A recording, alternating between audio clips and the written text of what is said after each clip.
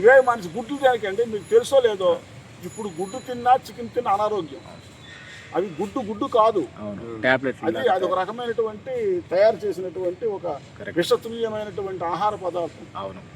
అలాగే చికెన్ కూడా 40 రోజులు, ఇప్పుడు 40 రోజులకి బ్రాయిలర్ చికెన్ మనకు 2-3 సంవత్సరాలు తరగేసి కోడిని ఒక 40 రోజులు 50 రోజుల్లో తయారు చేసి అది మాంసం పెట్టేస్తారు. అది మాంసం కాదు, అది మాంసం కాదు, గుడ్డు కూడా కాదు.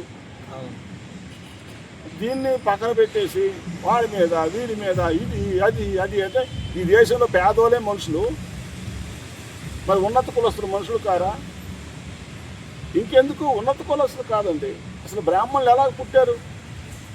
చదువుకున్నట్టు బ్రాహ్మణులు, చదువులేదు సూదులేదు. సంబరం చేసినప్పుడు వాళ్ళు జంజం వేస్తారు, పూజలైన 4 రోజులు 5 రోజులు చేస్తారు, తర్వాత జంజం తీసేస్తారు.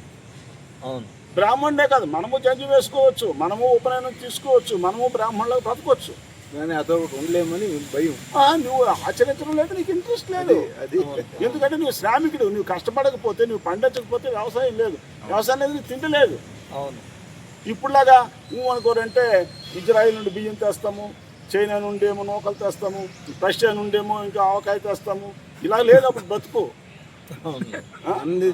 పంజాబ్లో పండిన బియ్యం వచ్చేసి ఆంధ్రాలో ఇస్తారు, ఆంధ్రాలో పండిన బియ్యం వచ్చేసి కాశ్మీర్లో ఇస్తారు, కాశ్మీర్లో పడినటువంటి ఖర్జూరం వచ్చేసి కేరళలో ఇస్తారు. ఈ ట్రాన్స్పోర్ట్కే మొత్తం డబ్బు అయిపోతుంది.